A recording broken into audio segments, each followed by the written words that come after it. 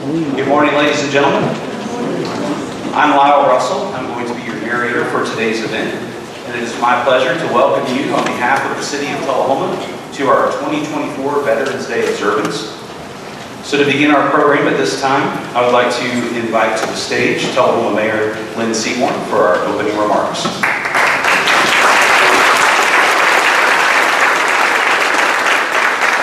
Good morning. Welcome to our Veterans Day observance. We are grateful for your presence here this morning as we set aside some time from our busy lives to stop and express our appreciation for the past, present, and future service of all veterans in the Armed Forces of the United States of America. For our veterans present, the citizens of Tullahoma thank you for your service and dedication. It's fitting that we thank you for your service, but our gratitude as citizens should go beyond mere thank yous. We owe every soldier, sailor, Marine, Coast Guardsman, Airman, and Guardian our support. It should be our goal as Americans that our fighting sons and daughters are the best trained, the best equipped, and the best led forces in the world, and that they receive the welcome and support they deserve when they come home.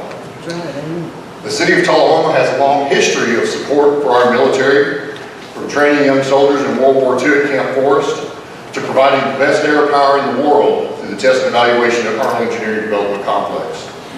We are proud of the role we have played in your support, and we look forward to continuing that support into the future. It's been my honor to work alongside many veterans in my time here in Tullahoma, both at AADC and in public and civic organizations. Tullahoma is lucky to have so many veterans active in our city. You bring your skills, your discipline, and your leadership to every part of our community, and we are better for it. Today we will hear from three such veterans in our program: Colonel Pat Egan, United States Air Force retired; Colonel Jim Jolliffe, United States Air Force retired; and Colonel Grant Mizell, Commander of the Arnold Engineering Development Complex, and I look forward to hearing their comments. It was my pleasure Saturday evening to attend the Tullahoma High School Marine ROTC banquet in celebration of the 249th birthday of the Marine Corps. Occasionally you will hear people disparage the youth of today, that they are unmotivated or unengaged with our society. They have not witnessed what I witnessed Saturday evening. Young people engaged in their training, serving with respect and eager for the future. You will see this for yourself in just a few moments as the THS Marine Corps ROTC Wildcat Battalion Honor Guard presents the colors. Thank you for your attendance today. May God bless our veterans, and may God bless the United States of America. Thank you, Mayor Seymour. Now I'd like to ask to please rise, if you're able, for the marching on of the colors by the Tullahoma High School Marine Corps JROTC. And please remain standing for the national anthem performed by the Tullahoma High School Brass Ensemble, led by band directors Justin Scott, Lisa Burton, and Jonathan Johnson. Please again remain standing for the Pledge of Allegiance after that, and the explanation of the POW MIA chair, led by American Legion Post 43 Commander Marcus Walden.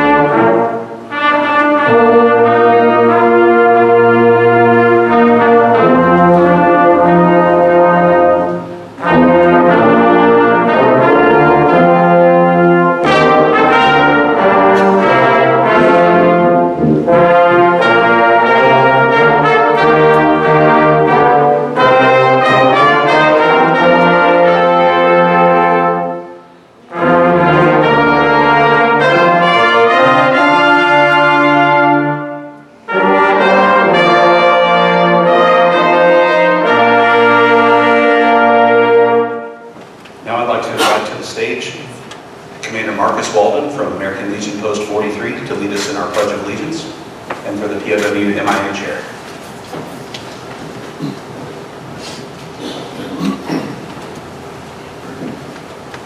Please join me in the Pledge of Allegiance. I pledge allegiance to the flag of the United States of America and to the republic for which it stands, one nation, under God, indivisible, with liberty and justice for all.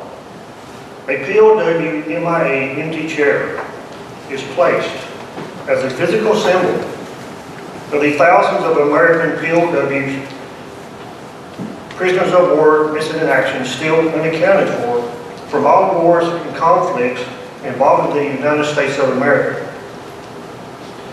This is a reminder for all of us to spare no effort to secure the release of any American prisoners from captivity, the reparations of the remains of those who died bravely in defense of the liberty, and the full accounting of those missing. Let us rededicate ourselves to this vital endeavor. And now I'd like to invite Chaplain Nutter to give our invocation.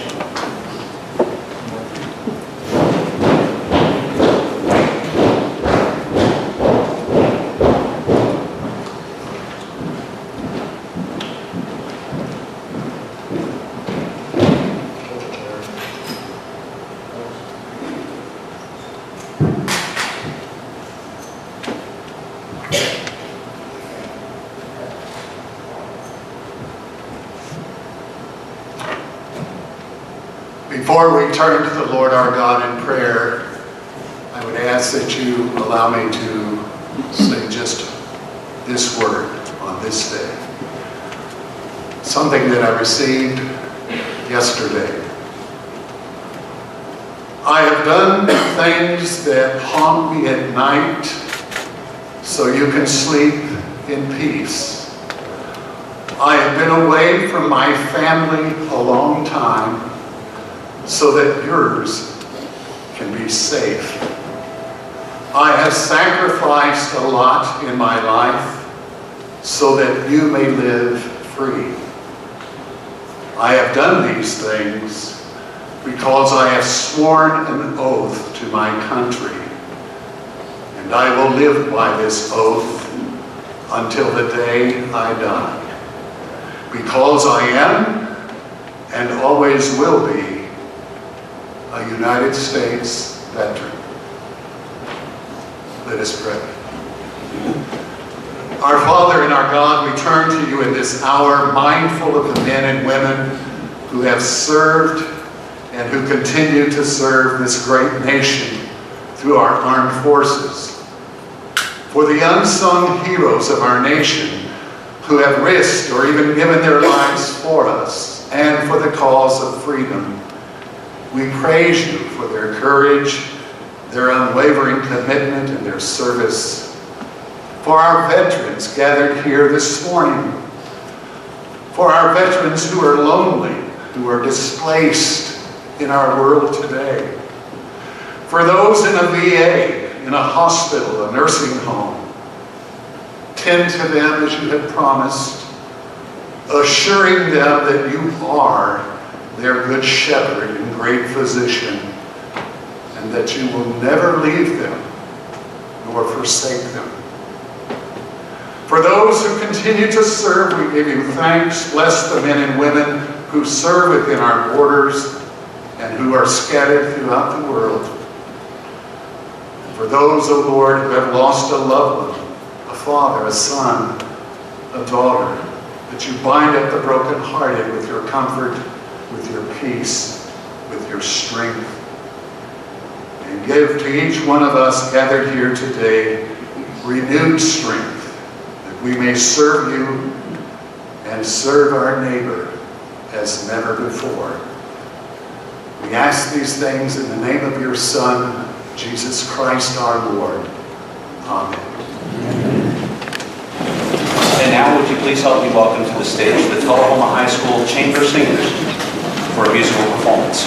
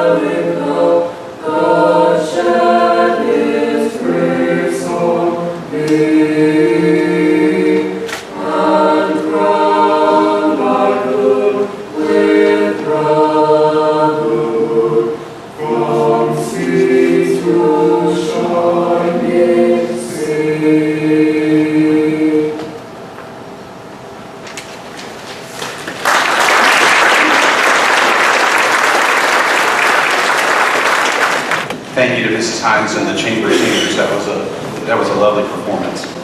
And it is now my honor to introduce our first speaker today. Colonel Patrick Egan, United States Air Force retired, is from Murfreesboro, Tennessee, where he graduated from Murfreesboro Central High School and then on to University of the South at Sewanee, where he received his ROTC commission upon graduation in 1972.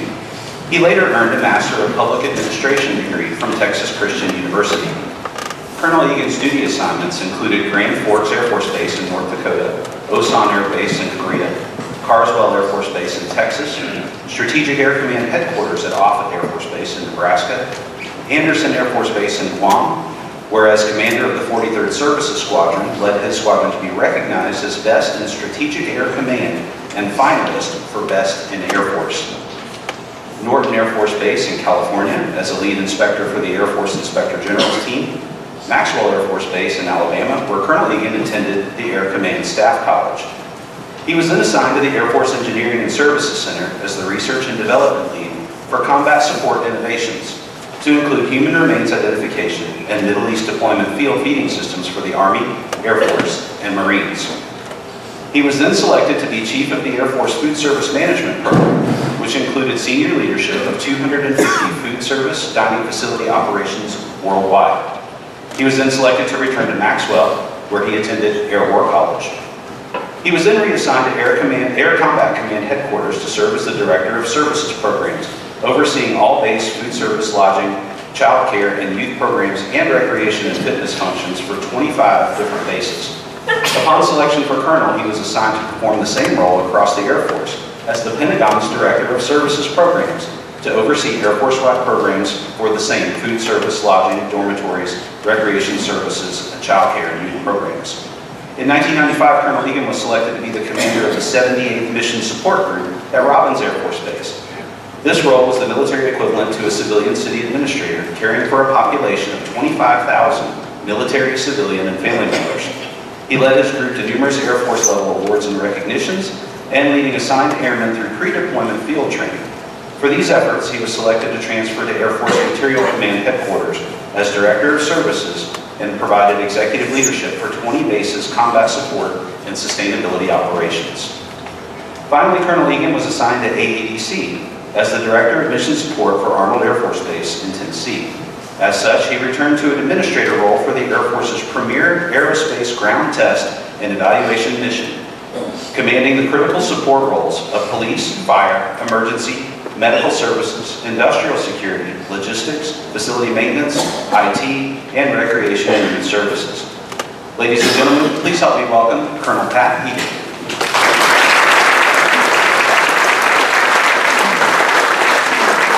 I have to check this, it's a little bit taller. Anyway, I'd be remiss if I didn't do something real quick. Get through it. That young color guard team was phenomenal. The band, of course, is a veteran band parent. I appreciate what y'all did.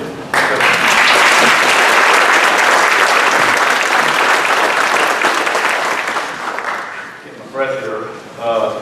Colonel Joff and I have been selected by the Wild to do this today to make Colonel Mizell look tall.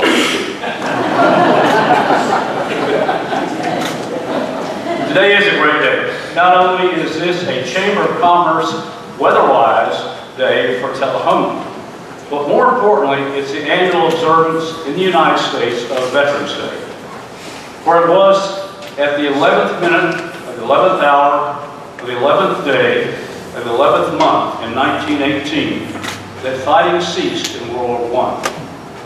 At that same time, in 1921, the tradition started that would be originally known as Armistice Day. Through a series of changes in remembrance, President Eisenhower, of course a fellow veteran, signed a law in 1954 that officially changed the name to Veterans Day and renewed the date to that of November 11th. So let's move on from the history reminder, as I want my opening comments today to be that of current and future thoughts of veterans. as we go around our lives in our local communities and with our families. And Veterans Day is always significant in Tullahoma, as we remember the many veterans that have lived in our local communities and worked at Arnold Air Force Base, sharing their skills from active duty to continue to support the greatest military in the world. And we remember 70,000 veterans who received training at Camp Forrest before representing the United States in World War II. We also remember those who served in the Korean War, the Vietnam War, and more recent Middle East conflicts. We also remember and support the thousands of soldiers and airmen representing the many units of Tennessee's Army and Air National Guards.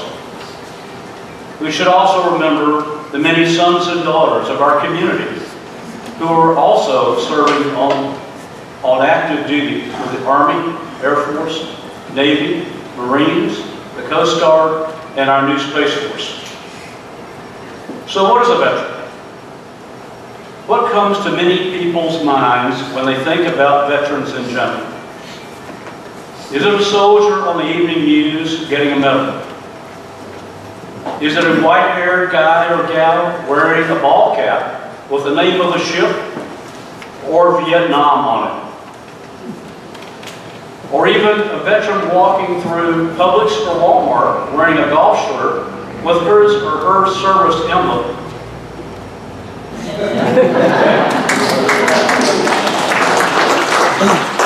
These are all outward and visible signs of an inward and patriotic presence. Or is it a young person in a military uniform at the airport, returning from deployment?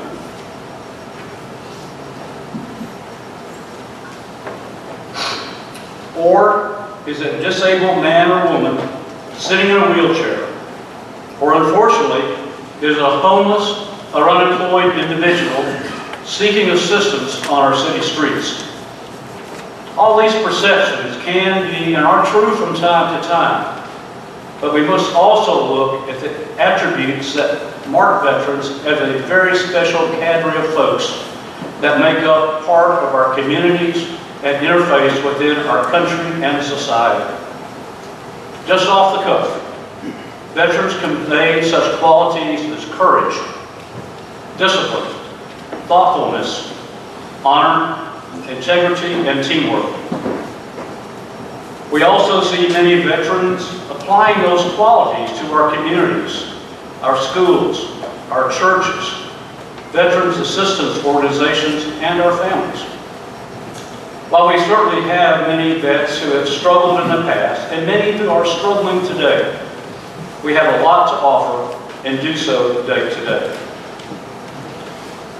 Over the past 2 years, since my retirement and currently living in our area of Tullahoma, I have observed a huge number of unselfish contributions of veterans, such as your sports coaches, full-time and substitute teachers, medical technicians, even doctors and nurses, assembly line workers and their supervisors, food service workers, heavy equipment operators, and many other occupations. Just as important are the many volunteer hours spent by veterans helping supporting other veterans. I'll share a couple of my activities that made an impression on me in my retired and veteran years, which enable me to share my skills with veterans in my community.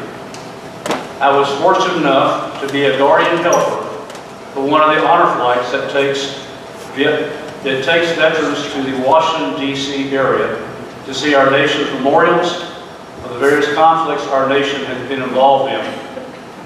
World War II veterans were able to visit the World War II Memorial.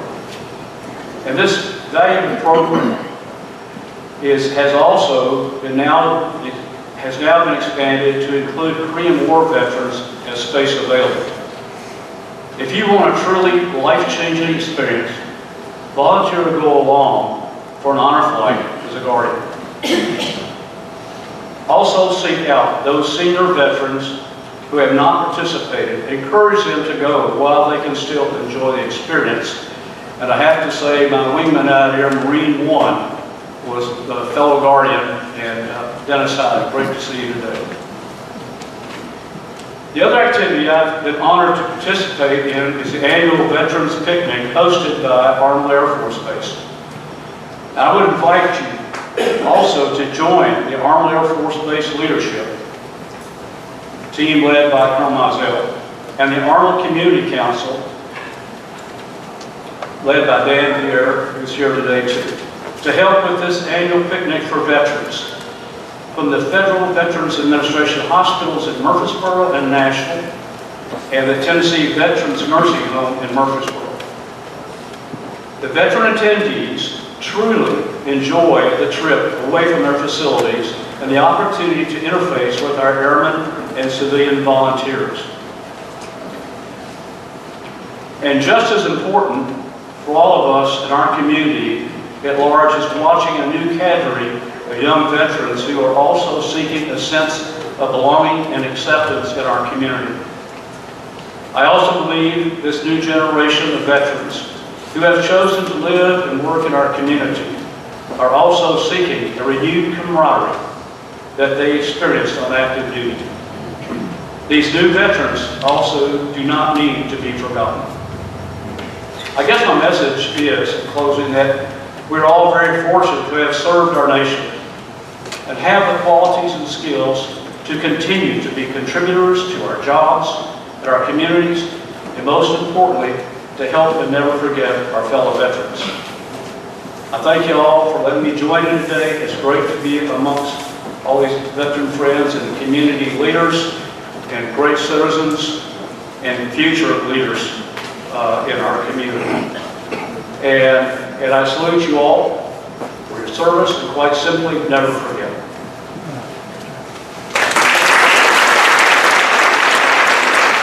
Thank you, Colonel Egan. Now it is my pleasure to introduce United States Marine Corps veteran Curtis Heights for an original musical performance titled "You Don't Have to Be Strong Anymore." Colonel Egan, I have my polo shirt with my emblem on it. It must be the uniform of the day. Thank you to the band and the choir who played earlier. I would not be remiss in my fatherly duties if I didn't point out my teenage daughter over there, Allie.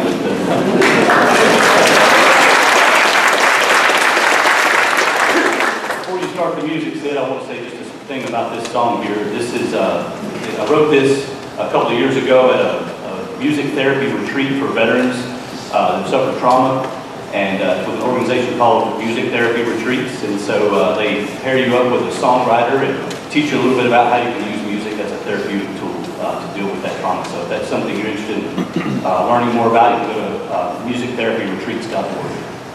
Go ahead, Sid.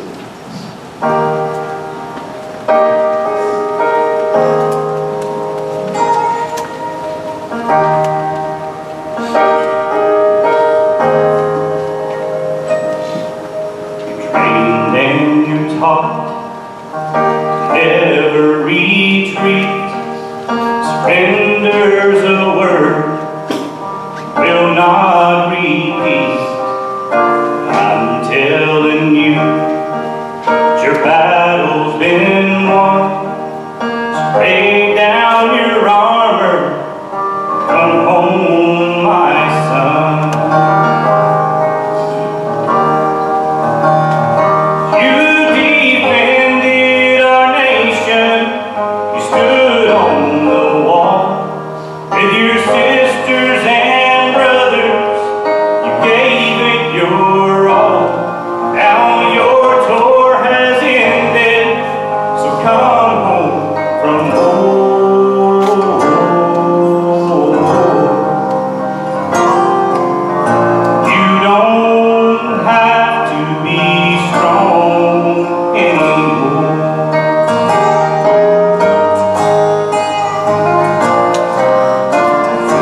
And you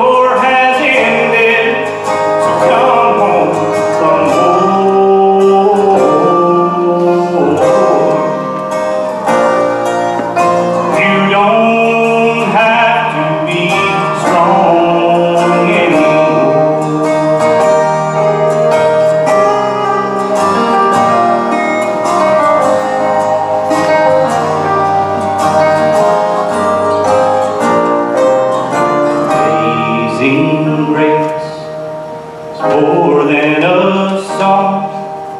Our God forgives, our God is strong. No matter your deeds or what you have done, redemption is yours through God's only Son. You defended our nation, you stood on the wall. With your sisters and brothers, you gave it your all. Now your tour has ended, so come home from war.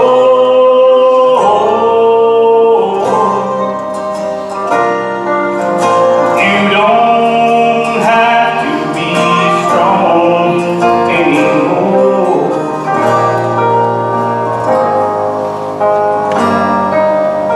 You don't have to be strong anymore.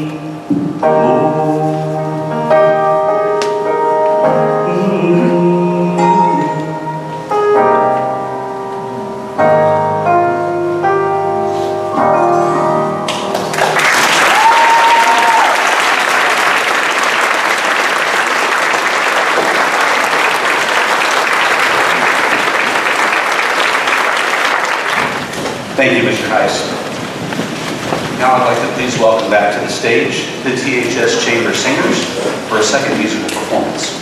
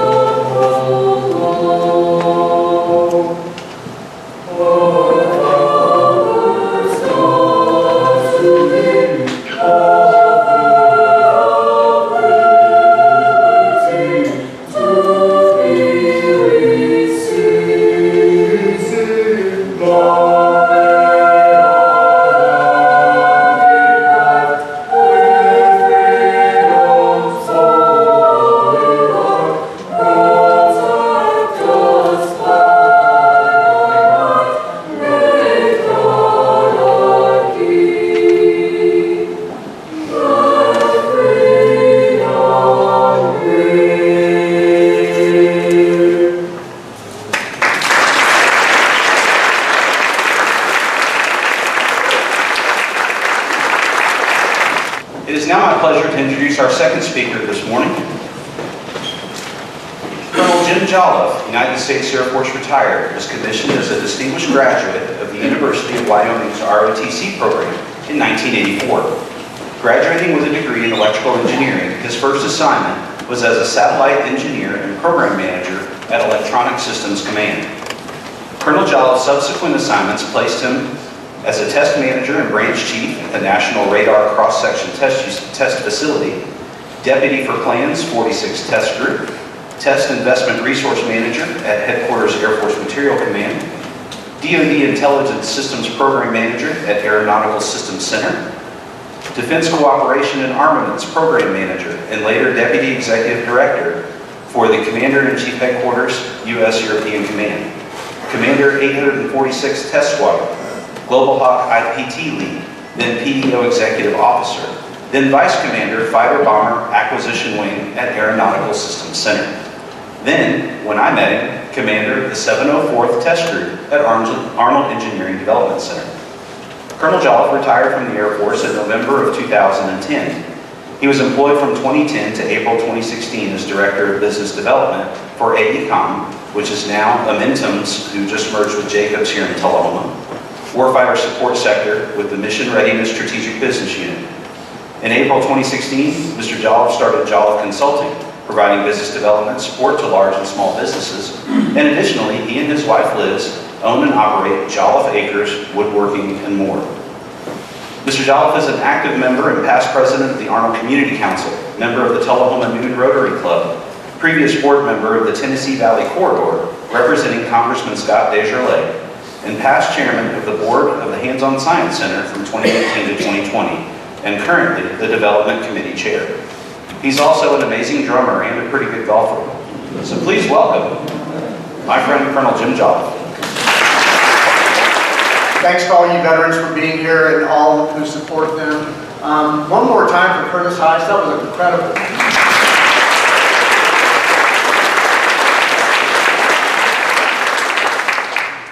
Lyle, thank you for that introduction. I think he added a few things on there that I didn't expect him to say, but some of you have seen my golf game and you know better than that.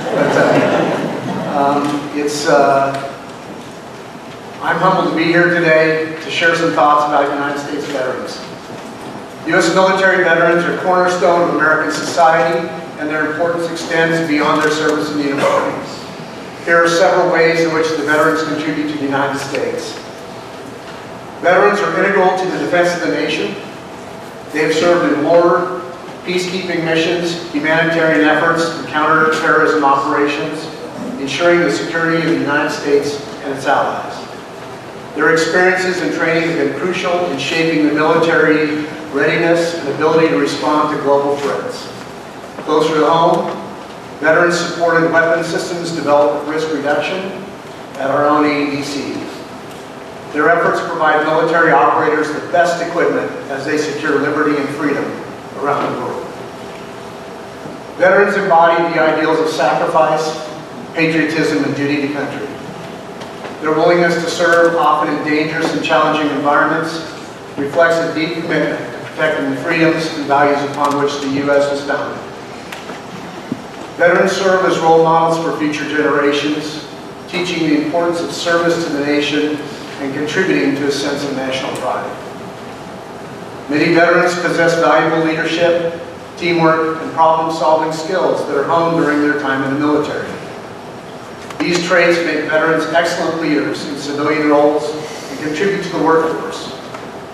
Their experience in managing resources, decision-making under pressure, and motivating teams is highly transferable and beneficial in both the private and public sectors. Veterans often serve as pillars of their communities, participating in local organizations, charities, and community service. We don't have to look outside our own zip code to find veterans serving across our community. Just a few examples, I'm sure I'll miss plenty. People like Alan Harris, Lynn Hauser, Bill Rutley, our first speaker, Pat Egan, Marty Nutter, R.J. Hayes, and Bill Voss are examples of local veterans who lead and support initiatives to help fellow veterans, support local schools, and volunteer with nonprofit organizations. The sense of camaraderie and responsibility forged during their military service drives their strong desire to give back to their communities. Once a part of the team, and that's what kept me in the Air Force for 26 years, they enjoy teamwork that comes with community support. Additionally, our Arnold Community Council is a combination of both business leaders and veterans who advocate to the Pentagon and to Congress on the importance of Arnold Air Force Base and its many geographically separated units across the United States. In addition to their community leadership and involvement, veterans contribute significantly to the U.S. economy, both throughout their work after military service and through the benefits they receive, which in turn stimulate local economies. Many veterans transition in civilian jobs, often in fields such as healthcare, government, technology, and manufacturing. In addition, veterans' spending and investments, as well as their engagement in veteran-owned businesses, help sustain economic growth. Veterans play a crucial role in supporting and shaping U.S. policy, especially in matters related to military affairs, healthcare, and veterans benefits. Through organizations like the American Legion, Veterans of Foreign Wars, and Disabled American Veterans, veterans advocate for better healthcare benefits and services for those who have served.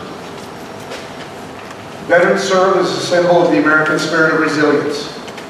Their sacrifices, whether physical, mental, or emotional, remind the nation of the high price of freedom and security. Many veterans face physical disability, post-traumatic stress disorder, and other challenges. But their stories of overcoming adversity inspire strength and perseverance for others. The importance of U.S. military veterans extends far beyond the years of service. They are foundational to the nation's security, economy, and culture. They represent the best of American ideals, having sacrificed their time and often much more for the greater good of the country. The continued care and recognition of veterans not only honors their sacrifice, but also strengthens the nation as a whole. Before I introduce our keynote speaker, I want to leave you all with a quote from our 40th President of the United States, Ronald Reagan, who said, "Some people live an entire lifetime and wonder if they made an impact in the world. A veteran doesn't have that problem." All right. Okay, thank you.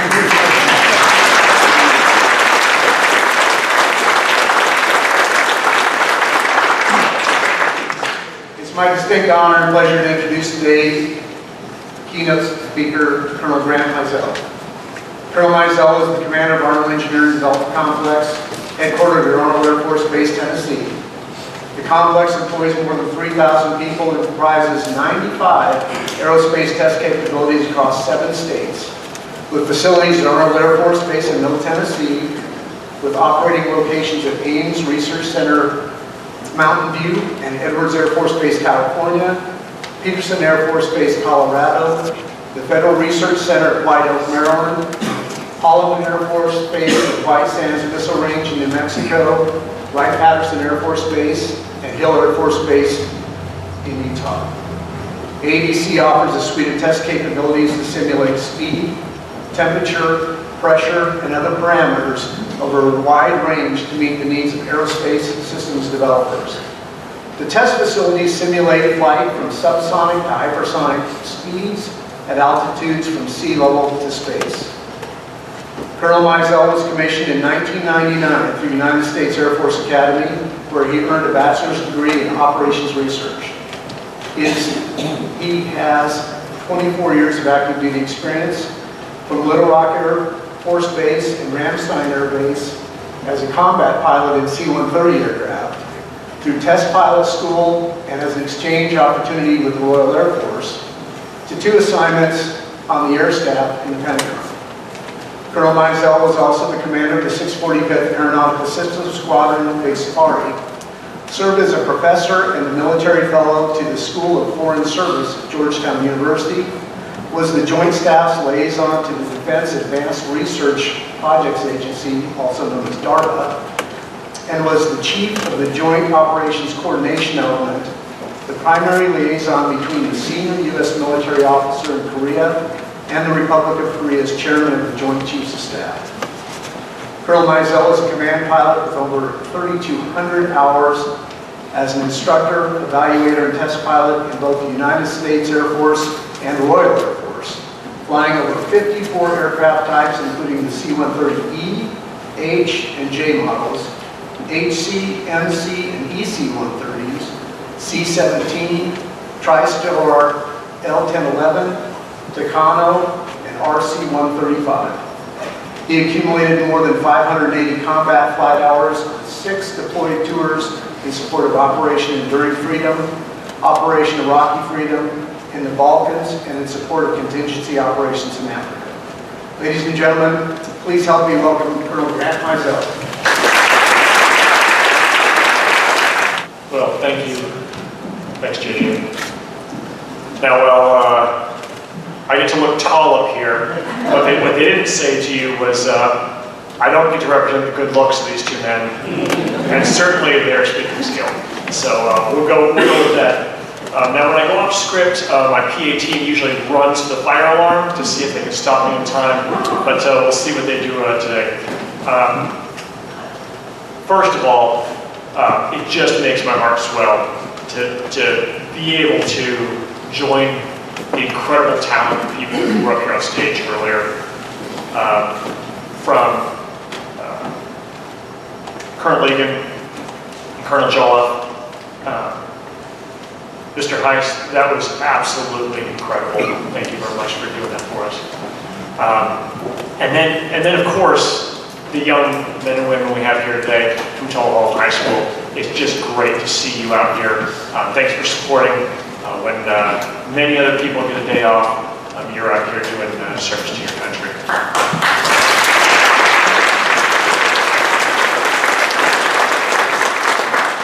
And of course, I want to make special comment for the young men who are down here in uniform, just starting their service.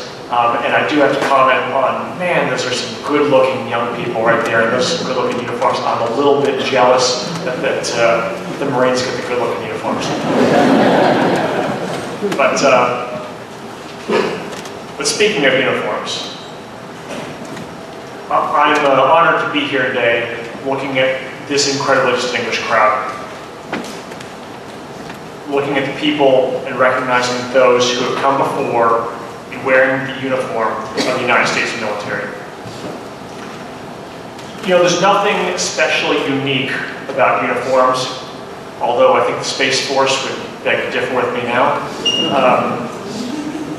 The uniforms change frequently as we go through the years, as we go through generations. The service dress I wear today is not the same service dress that many of you wore. And I recognize that one day I will take off this uniform, and it will change. And there will be some generation ahead of me that will take that choice to wear the uniform. And many in this room, you wore the uniform, and that choice may not have been yours, or yours alone. And while the uniform might not be unique, what this uniform represents is absolutely unique. The character and the values that we share with veterans from all eras and all services is something that can never be taken off. As a young cadet more than a quarter of a century ago, I was taught the Air Force core values. Service before self, correction, integrity first, service before self, and excellence in all we do. Other branches have variations on their core values, but those are my branches, core values. When I look at the eyes of all the veterans in this room, each of you here today, I see those exact core values reflected right back at me. Our collective values are what have defended our nation from enemies foreign and domestic for more than 2 centuries. Not a very long time in the eyes of our allies and of our foes. It's those core values that I learned long before joining the military, because they were internalized in my father and my grandfather, 2 men who served their country in the Navy during Vietnam and the Army Air Corps during World War II. These 2 men answered the nation's call during wartime, but then returned home from faraway lands to start family, build a business, invest in a community. Even when the uniform is put away, when it's moved to the back of the closet, when it's folded in a footlocker, dedicated to the ages, the values follow the veteran, from service life to civilian life. It's those values that drive us to continue searching for those who have not yet come home. It's those values that we teach our children and their children, which define who we are as a community and as a nation.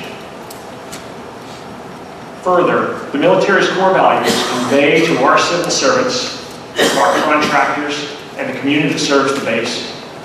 While today we express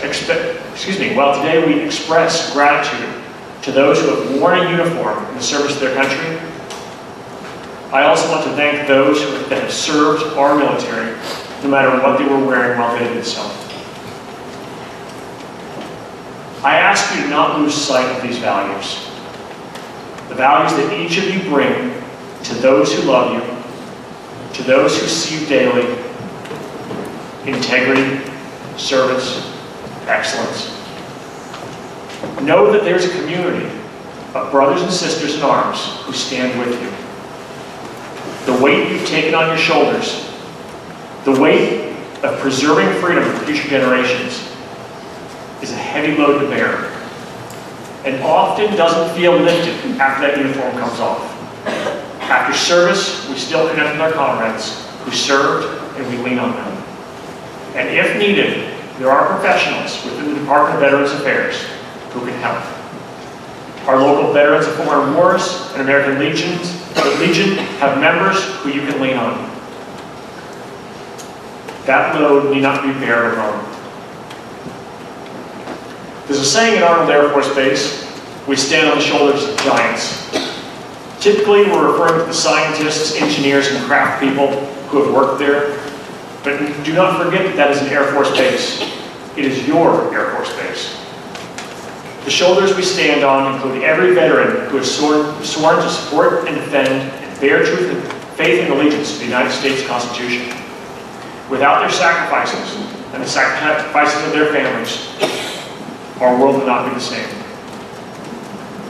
I want to thank this community for supporting our veterans with programs like this one today and the ones we put on every day. Today, we still have members in harm's way: the soldiers, sailors, airmen, Marines, Guardians, and Coast Guardsmen serving today will all, God willing, come home. When they do, we have a solemn duty to support them. And if they don't come home, we have a solemn duty to remember them, remember their sacrifice, and support their families, those they've left behind. Yesterday, the Daughters of the American Revolution dedicated a grave to Private Sanford Berry, a militiaman from the earliest days of our country, who settled and ultimately died in the Tullahoma area. So many veterans have gone before us. We are duty-bound not to forget their service, individually if possible, but certainly collectively. Veterans, when someone thanks you for your service, often we don't know what to say. I know some of us shy away from those moments. Veterans, I urge you to embrace those moments of recognition. Whether you processed pay records in peacetime or bear the scars of shrapnel from wartime, you earned the thanks because you did your part to support and defend our country. You reflected our core values. And I'm confident you still do today. I see it in your eyes and in your actions. Colonel Jolliffe, thank you for suggesting ways we can serve, we can continue to serve in our community. I am honored to serve for this community, alongside each of you, and to build on the legacy that you set before us. May God bless you, and may God bless the United States of America. Thank you.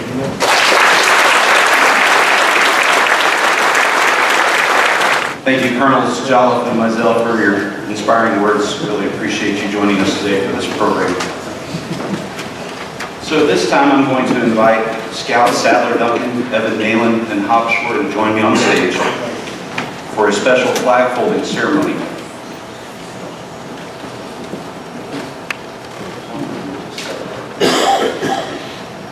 In 2013, I worked out at AEDC and I met an Air Force Colors Chief Master Sergeant named Buddy McFadden. Chief had a servant leader's heart, I should say. Some of you may know him or remember him, and he had a patriotic fervor unlike anyone I had ever met. He wasn't always the easiest to get along with, but he and I became fast friends nonetheless. So Buddy recruited me and my two sons about a decade ago to do his favorite activity after retirement, and that was to go and speak to school children about the United States of America and teach them about our flag.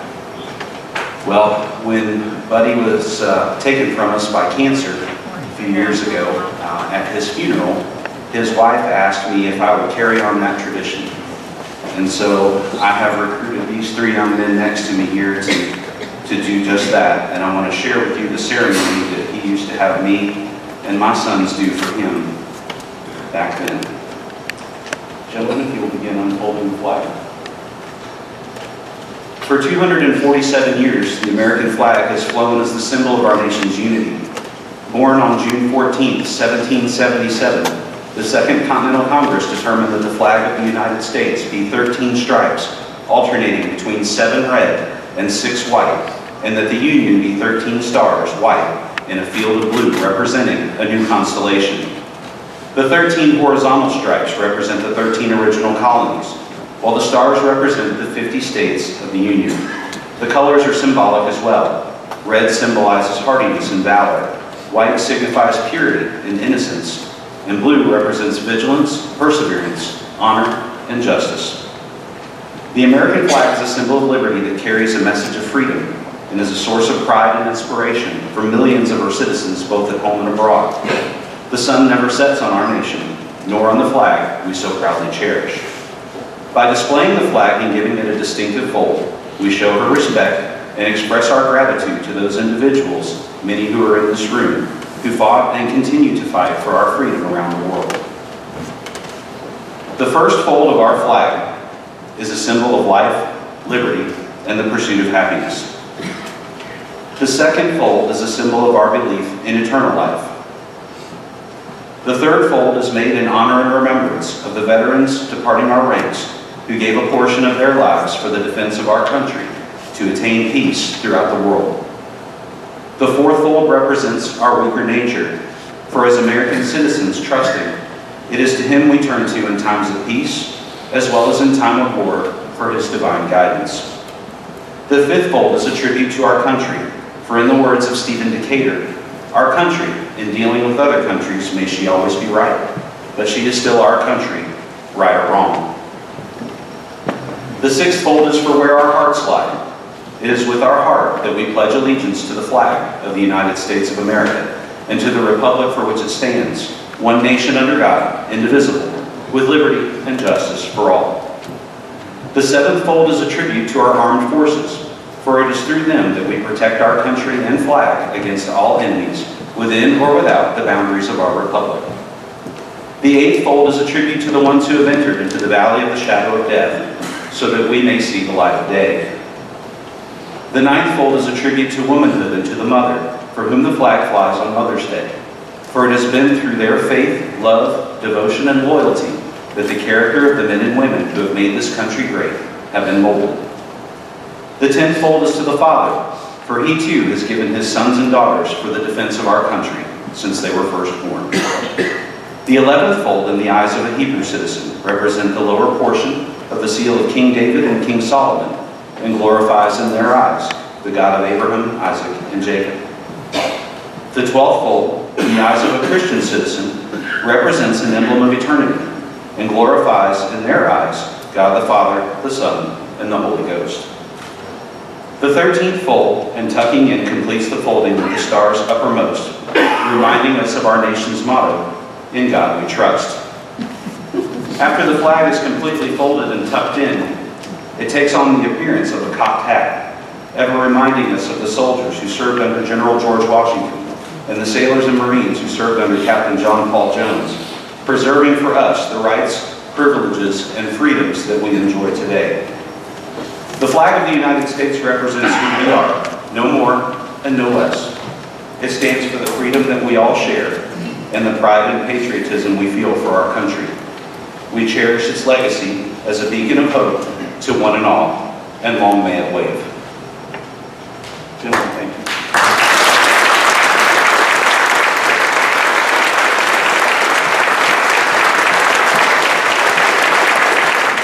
nearing the end of our ceremony, and I would like to at this time welcome United States Army veteran John Gray. He is going to be reading the final roll call for our local veterans that we lost this year, and a short musical performance of a song called Faithful Soldier. Please welcome John Gray. I wrote a piece for a friend of mine one time called The Shoes Left Behind, after he lost his father, who was a veteran.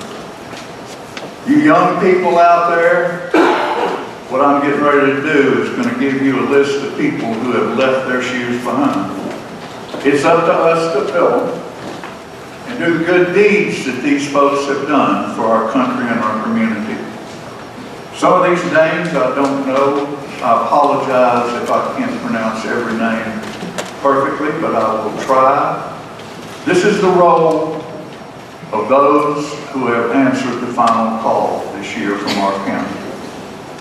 Mark Allen McGuinn, Nels Peter Alford, Joe Lindley,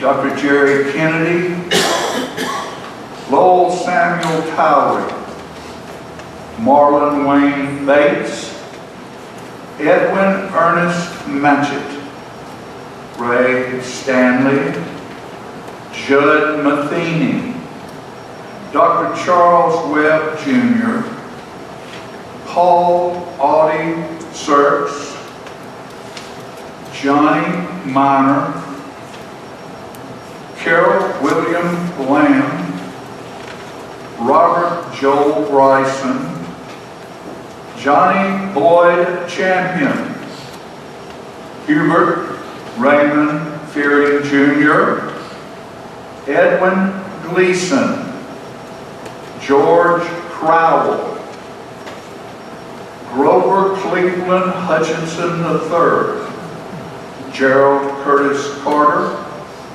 John Paul Harton, Barry Francis Snyder, Eric Lee Sosby, Jerry Wayne Spry, Charles Raymond Howell,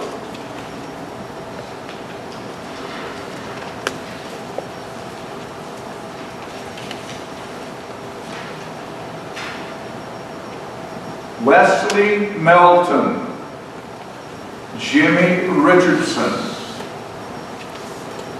John Kelly, Kenneth Sarton, James Stern, Frank Casher, Jerry Tips, Robert Nanny, Darrell Rogers, Charles Carr, John Trankovich, James Puckett, Joel Baling, Robert Stringert, Jesse Cox, Jeffrey Reedy, Joseph Madden II, Arliss Amos Davenport Jr., David Hinvanier Sr., John Crabtree, Kenneth May,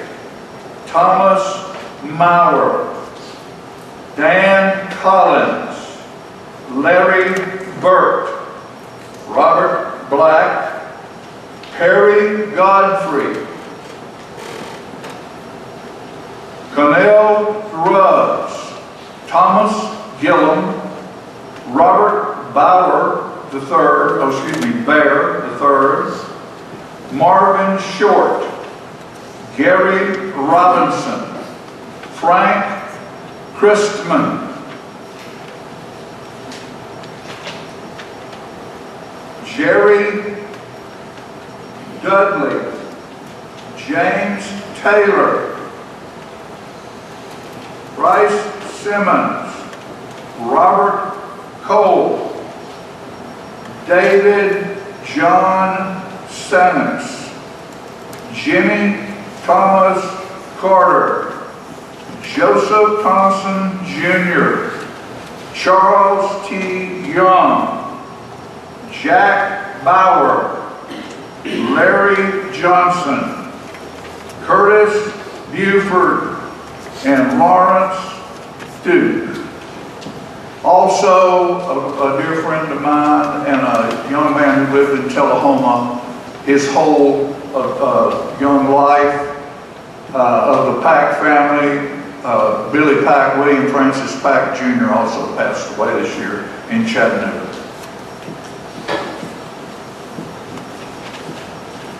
In honor of these gentlemen and ladies, or these gentlemen and ladies who have passed away and gone to their final call, I present Faithful Soldier.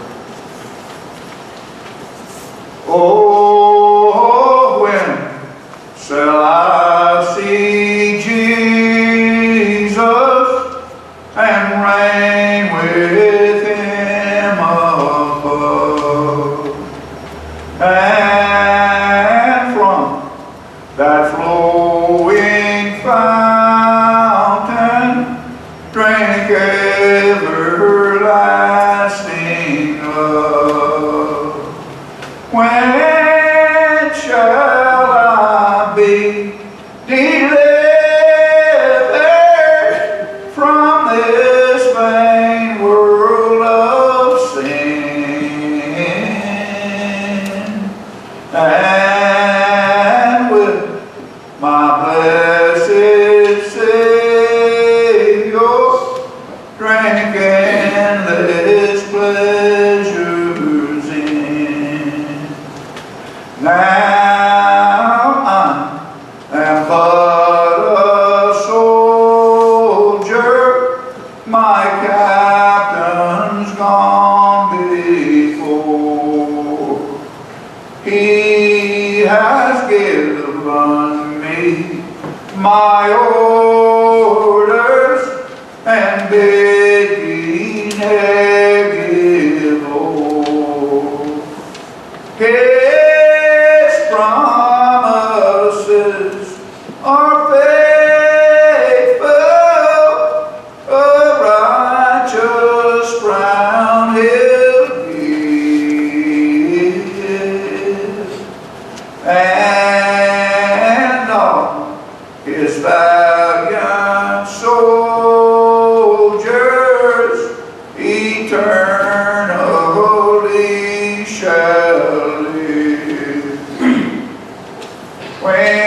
Whenever you meet with troubles and trials on the way, then cast your cares on Jesus and don't forget to pray.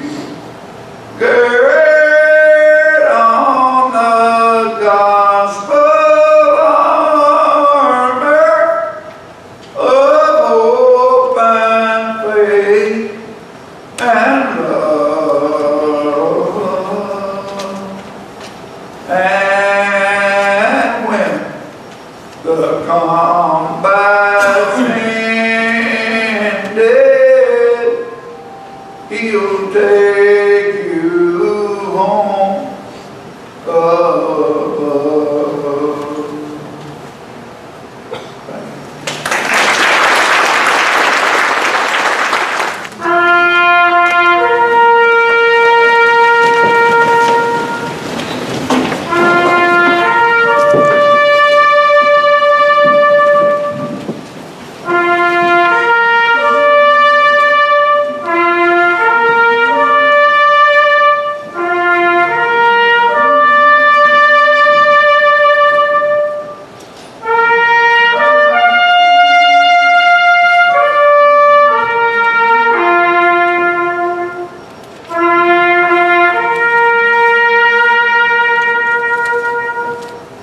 Thank you. Please be seated.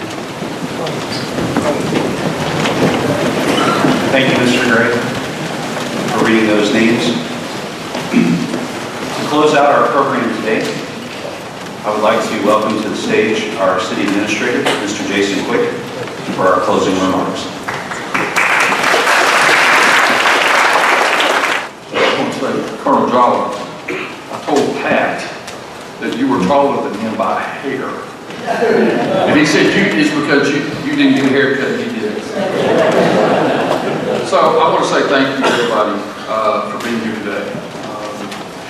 Throughout my role here as city administrator, I have an awful lot of opportunities to go out and see people in different parts of the county and definitely different parts of the state. And they always say, tell me about Tullahoma. And as some people have coined the phrase, Tullahoma unique as its name. So when you think about Tullahoma, you think about the past, which we've heard from today, the present, which we've heard from today, and the future, which we've heard from today. I go back and I think about, how did I get to Tullahoma? And it all revolves around the military. My grandfather served at Camp Forrest, and I don't know what led him to stay, but he did stay, and then later worked out at Arnold Air Force Base. So if you think about Tullahoma, you can't think of Tullahoma without Camp Forrest. I remember he would take me out on drives many times, and we'd hit Waldorf Highway, and he would point over and he would say, hey, that's where the barracks were, that's where this was, and that's where that was. And of course, I'm like, well, let's go in there and let's go look around. And we couldn't do that, but we would stop on the side of the road. And he would just tell me stories about things that he had seen, that he had done while he was there. And my grandfather was a very humble, simple man, from my perspective. But the pride he showed in his time here at Camp Forrest is something I'll never forget. I think about the machinists and others that worked out with him at the base, and they also, too, were veterans, and they would talk about their time at Camp Forrest or their time serving the military. And so when you think about Tullahoma, you can't help but think about Camp Forrest.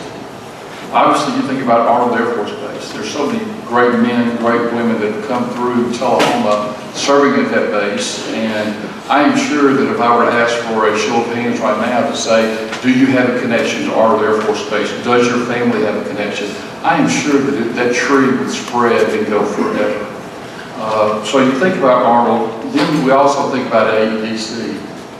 We think about all that they're doing that nobody knows, by the way. I've had many people tell me, hey, what do they do at AEDC? I'm like, I don't know.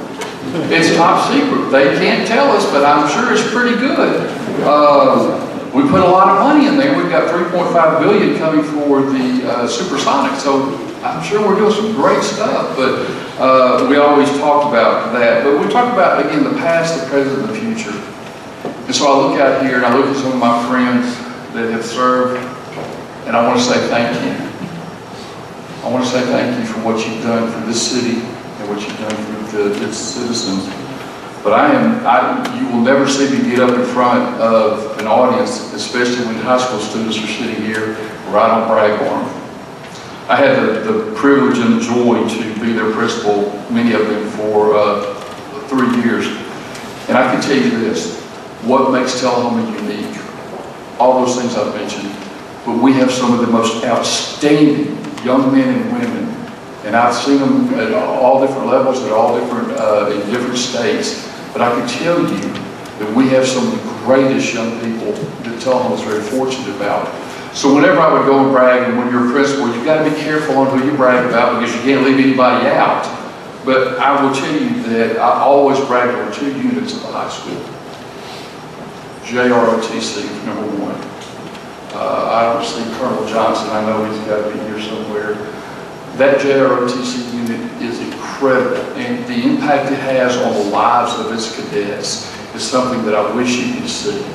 And I can remember many a time when I would have perhaps a wayward student who couldn't find himself, maybe didn't have support at home or elsewhere that he needed. I would always try to seek out Colonel Johnson and say, I need you to see this young man. I need you to talk to this young man. And then the next thing you know, 4 years later, 3 years later, wow. It's incredible to see the impact they have. Not only are those cadets likely to be children of veterans and whatnot, but many of them aren't. But this is a great on-ramp for them to become outstanding future leaders. Number 2, the band. I've always praised our band. You will not find a more disciplined, a more better group of kids who seek excellence. They get that from their leadership. Their band directors do an excellent job of never letting them settle for anything less than the best. And they take that on with them, not only through their music career in high school and college, but they take that on through life. And I just want to say thank you to Justin Scott, to Lisa Burton. I thank you for what you've done, the impact that this band program has had prior to you being here, obviously, but since you've been here, it has been truly incredible. Don't forget about our chamber singers. I can't be more proud of them than that. This is what makes Tullahoma. But one of the things that also makes Tullahoma are the veteran families. How many families are here as a result, as I talked about, because your relative somehow was a veteran? But if you look at all of the things, and I think that Colonel Egan did a great job, and JJ as well, talk about what they are, who they are in our community. That is who Tullahoma is now. That's who we were in the past, and that's definitely who we could be in the future. And so this is what makes Tullahoma very, very unique. But I've got to say this, if you are the spouse of a veteran, would you please stand?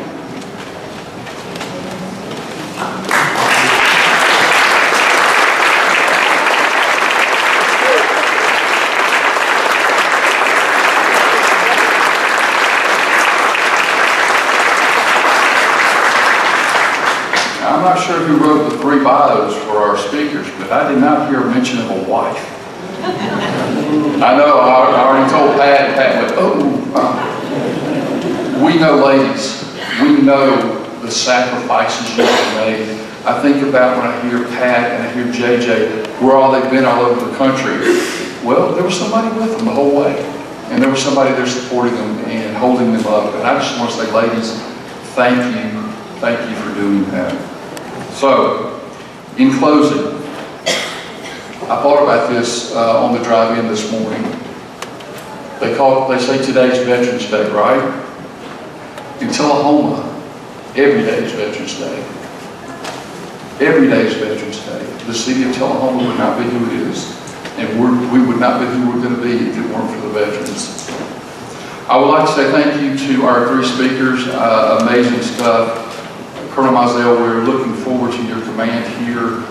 Very excited to see what we can do with you as a city as far as collaborating and supporting you as much as we can. I'd like to say thank you to Lyle for putting this together, and for Greg Russell and for South Jackson Performing Arts Center. Thank you, sir, for all of the support that you give us. At this time, I would ask that you please stand